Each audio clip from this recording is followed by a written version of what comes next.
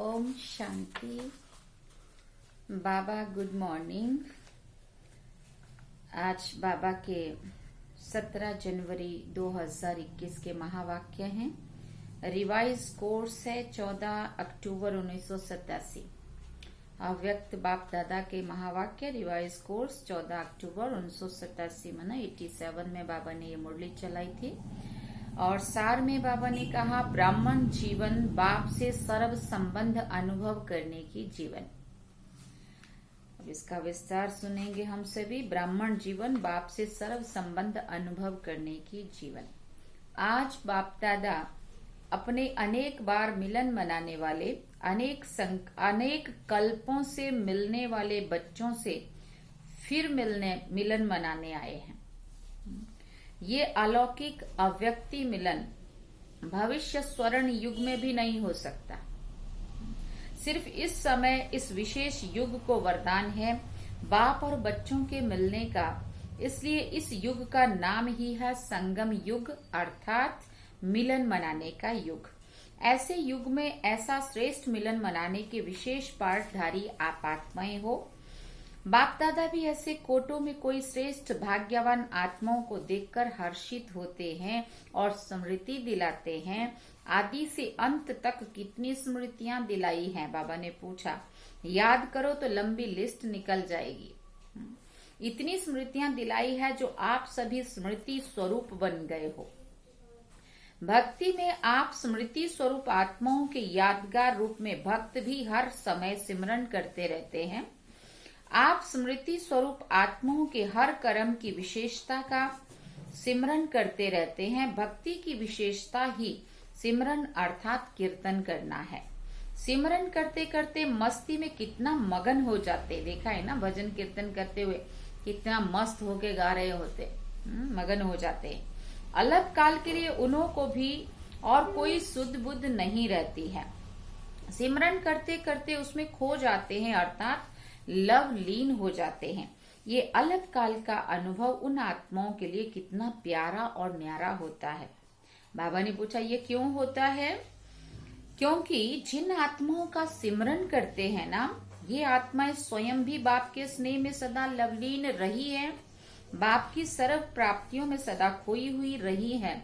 इसलिए ऐसी आत्माओं का सिमरन करने से भी उन भक्तों को अलग काल के लिए आप वरदानी आत्माओं द्वारा आंचली रूप में अनुभूति प्राप्त हो जाती है।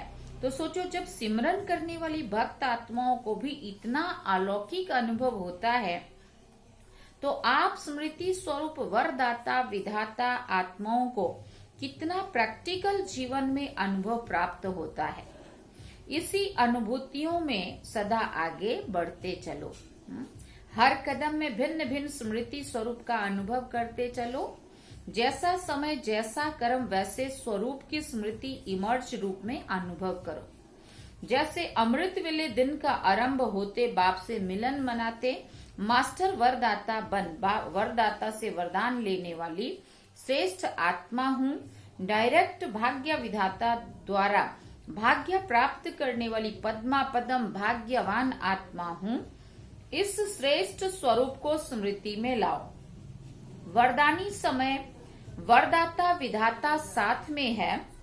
मास्टर वरदानी बन स्वयं भी संपन्न बन रहे हो और अन्य आत्माओं को भी वरदान दिलाने वाले वरदानी आत्मा हो। इस स्मृति स्वरूप को इमर्ज करो। ऐसे नहीं कि ये तो हूं ही, लेकिन भिन्न भिन्न स्मृति स्वरूप को समय प्रमाण अनुभव करो तो बहुत विचित्र खुशी, विचित्र प्राप्तियों का भंडार बन जाएंगे और सदैव दिल से प्राप्ति के गीत स्वतः ही अनहद शब्द के रूप में निकलता रहेगा। पाना था सो पा लिया। इसी प्रकार भिन्न भिन्न समय और कर्म प्रमाण स्मृति स्वरूप का अनुभव करते जाओ। मुरली सुनते हो तो ये स्मृति रहे कि गॉडली स्टूडेंट लाइफ अर्थात भगवान का विद्यार्थी हूँ। स्वयं भगवान मेरे लिए परम धाम से पढ़ाने आए हैं। यही विशेष प्राप्ति है जो स्वयं भगवान आता है। इसी स्मृति स्वरूप से जब मुरली सुनते हैं तो कितना नशा होता है ना। अगर साधारण रीति से नियम प्रमाण सुनाने वाला सुना रहा है और सुनने वाला सुन रहा है तो इतना नशा अनुभव नहीं होगा। लेकिन भगवान के हम विद्यार्थी हैं, इस स्मृति को स्वरूप में लाकर फिर सुनो, तब अलौकिक नशे का अनुभव होगा। समझा?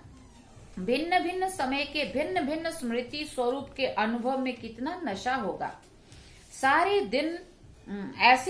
दिन के हर कार्य में बाप के साथ स्मृति स्वरूप बनते चलो। कभी भगवान का सखा व साथी रूप का, कभी जीवन साथी रूप का, कभी भगवान मेरा मुरब्बी बच्चा है अर्थात पहला हकदार पहला वारिस बच्चा है। कोई ऐसा बहुत सुंदर और बहुत लाइक बच्चा होता है तो माँ बाप को कितना नशा रहता है ना कि मेरा बच्चा कुल का दीपक है, वह कुल का नाम बाला करने वाला है।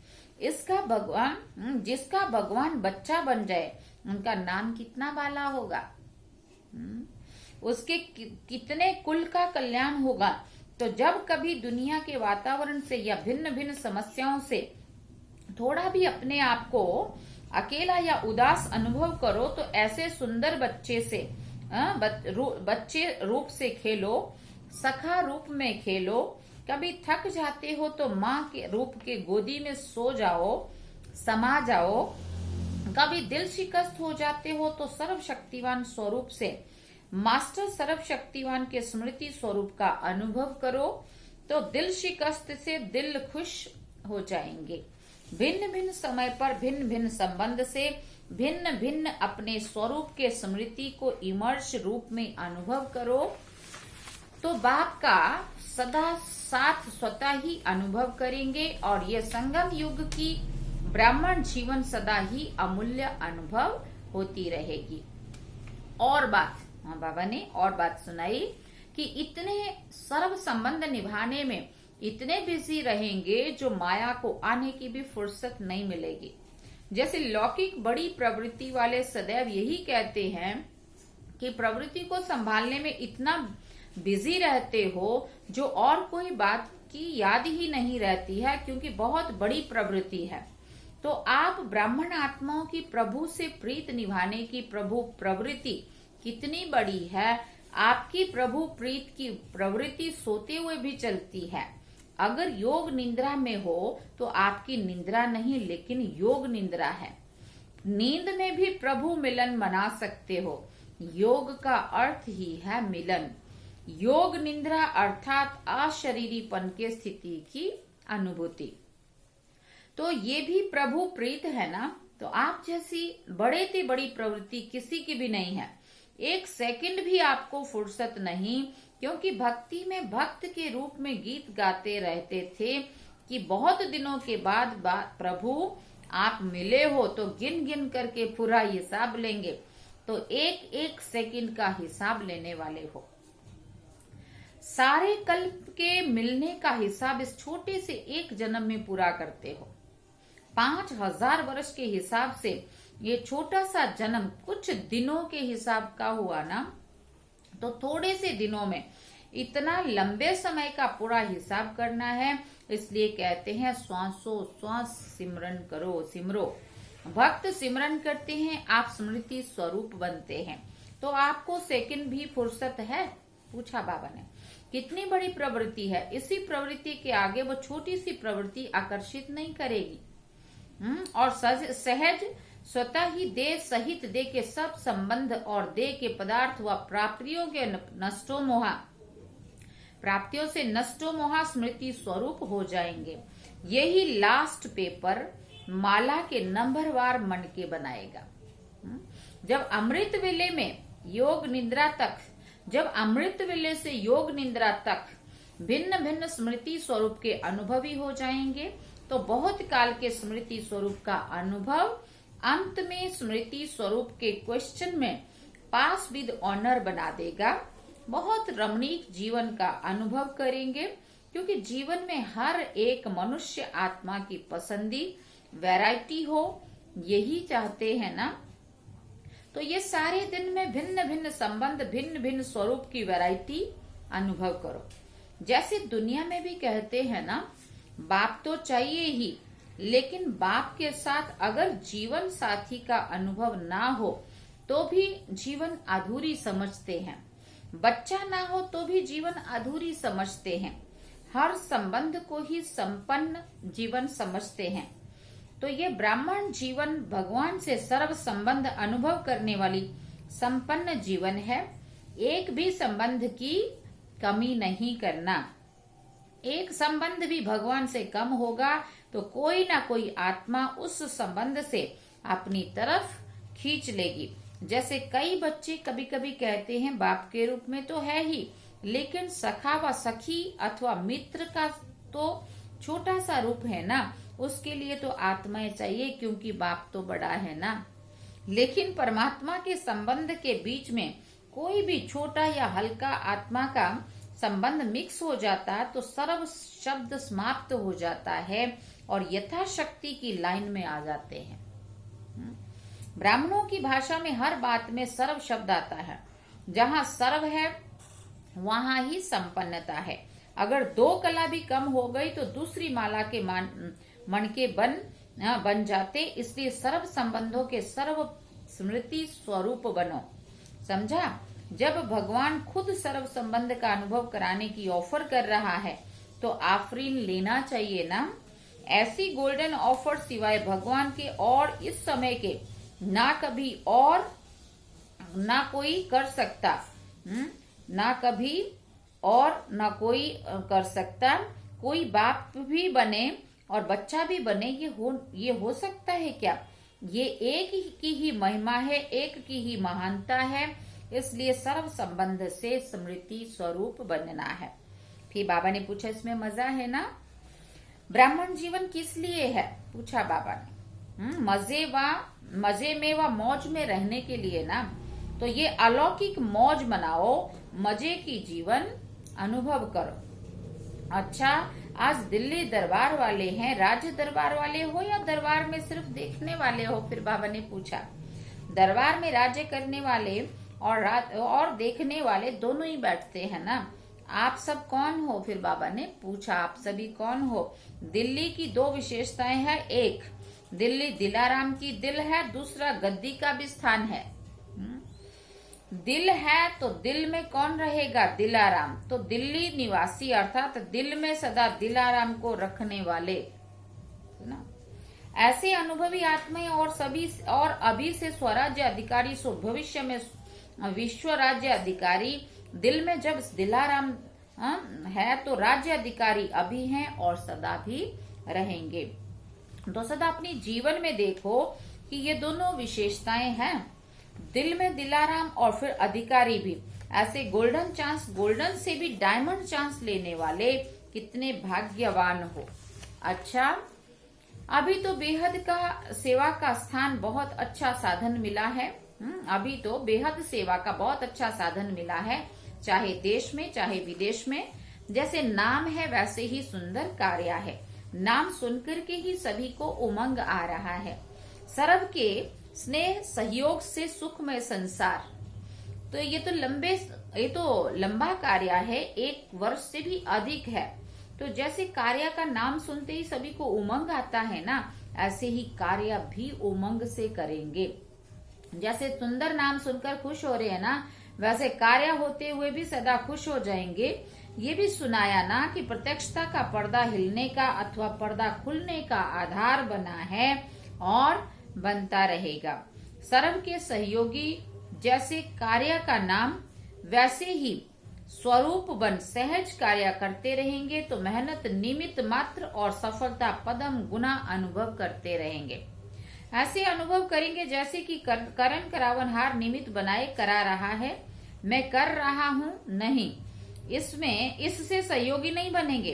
करण करावन हार करा रहा है, चलाने वाला कार्य को चला रहा है। जैसे आप सभी को जगदम्बा का स्लोगन याद है ना, हुक्म ही हुक्म चला रहा है। यही स्लोगन सदा स्मृति स्वरूप में लाते सफलता को प्राप्त होते रहेंगे। बाकी चारों ओर उमंग उत्साह अच्छा है। जहाँ उमंग उत्साह है वहाँ सफलता स्वयं समीप आकर गले की माला बन जाती है। ये विशाल कार्य अनेक आत्माओं को सहयोगी बनाए, समीप लाएगा। और क्योंकि प्रत्यक्षता का पर्दा खुलने के बाद इस विशाल स्टेज पर हर वर्ग वाला पार्टधारी स्टेज पर प्रत्यक्ष होना चाहिए ना। हर वर्ग का अर्थ ही है विश्व की सर्व आत्माओं के वैरायटी वृक्ष का संगठन रूप। कोई भी वर्ग रह ना जाए जो उलाना दे कि हमें तो संदेश नहीं मिला। इसलिए नेता से लेकर झुग्गी झोंपड़ी तक वर्ग हैं। पढ़े हुए सबसे टॉप साइंसदान और फिर जो अनपढ़ हैं उन्हों को भी ये ज्ञान की नॉलेज देना, ये भी सेवा है ना। तो सभी वर्ग अर्थात विश्व की हर आत्मा को संदेश पहुंचाना है। कितना बड़ा कार्य है। ये कोई कह नहीं सकता कि हमको तो सेवा का चांस नहीं मिलता। चाहे कोई बीमार है तो बीमार की सेवा करो, अनपढ़ों की सेवा करो, जो भी कर सकते हो वो चांस है। अच्छा बोल नहीं सकते तो मनसा वायुमंडल से सुख की वृत्ति, सुखमय स्थिति से सुखमय संसार बनाओ। कोई भी बहाना नहीं दे सकते हैं कि मैं तो नहीं कर सकता, समय नहीं है। उठते बैठते 10-10 मिनट सेवा करो। उंगली तो देंगे ना, उंगली देना मना, सहयोग तो देंगे ना। कहाँ नहीं जा सकते हो, तबीयत ठीक नहीं है तो घर बैठे करो, लेकिन सहयोगी बनना जरूर है, तब सर्व का सहयोग मिलेगा। अच्छा उमंग उत्साह देखकर सदा बाप दादा भी खुश होते हैं। सभी के मन में लगन है कि अब प्रत्यक्षता का पर्दा खोल के दिखाएं। आरंभ तो हुआ है ना, तो फिर सहज होता जाएगा। विदेश वाले बच्चों के प्लान्स भी बाप दादा तक पहुंचते रहते हैं। स्वयं भी उमंग में है और सर्व का सहयोग भी उमंग उत्साह से मिलता रहता है। उमंग को उमंग, उत्साह को उत्साह मिलता है, ये भी मिलन हो रहा है। तो खूब धूमधाम से इस कार्य को आगे बढ़ाओ। जो भी उमंग उत्साह से बनाया है और भी बाप के सर्व के ब्राह्मणों के सहयोग से, शुभ कामनाओं शुभ भावनाओं से और भी आगे बढ़ता रहेगा। अच्छा चारों ओर के सदा याद और सेवा के उमंग उत्साह वाले श्रेष्ठ बच्चों को सदा हर कर्म में स्मृति स्वरूप की अनुभूति करने वाले अनुभवी आत्माओं को सदा हर कर्म में बाप के साथ सर्व संबंध का अनुभव करने वाले श्रेष्ठ आत्माओं को सदा ब्राह्मण जीवन के मजे की जीवन बिताने वाले महान आत्माओं को बाप दादा का अति स्नेह संपन्न याद प्यार स्वीकार हो। हम रूहानी बच्चों की भी रूहानी माता पिता बाप दादा को दिलवा चांद सिकवा प्रेम से याद प्यार, गुड मॉर्निंग, नमस्ते, थैंक्स बाबा जी। वरदान में बाबा ने कहा, संगम युग पर 1 का 100 गुना प्रत्यक्ष फल प्राप्त करने वाले पद्मा पदम भाग्यशाली भव। संगम युग की 1 का 100 गुना प्रत्यक्ष फल देने वाला है।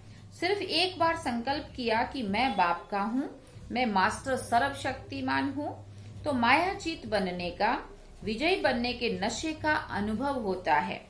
श्रेष्ठ संकल्प करना यही बीज है और उसका सबसे बड़ा फल है, जो स्वयं परमात्मा बाप भी साकार मनुष्य रूप में मिलने आता। इस फल में सब फल आ जाते हैं। फिर बाबा ने स्लोगन में कहा, सच्चे ब्राह्मण वो हैं जिनकी सूरत और सीरत से प्योरिटी की पर्सनैलिटी व रॉयल्टी का अनुभव हो। सच्चे ब्राह्मण वो हैं जिनकी सूरत और सीरत से प्योरिटी की पर्सनैलिटी व रॉयल्टी का अनुभव हो। ओम शांति। सूचना में आज मास का 3रा रविवार अंतर्राष्ट्रीय योग दिवस है। 6:30 से 7:30 बजे तक सभी भाई बहनें विशेष योग तपस्या करते हुए अपने शुभ भावना संपन्न संकल्पों द्वारा प्रकृति सहित विश्व की सर्व आत्माओं को शांति और शक्ति के वाइब्रेशन देने की सेवा करें। अच्छा, ओम शांति। ये थे आज के बाबा के अव्यक्त बाप दादा के महावाक्य, जो 14 अक्टूबर 1987 में बाबा ने ये मुरली चलाई थी। और सार में बाबा ने ब्राह्मण जीवन, बाप से सर्व संबंध अनुभव करने की जीवन, इसके बारे में विस्तार में समझाया। अब हम बाबा को याद करेंगे। ओम शांति।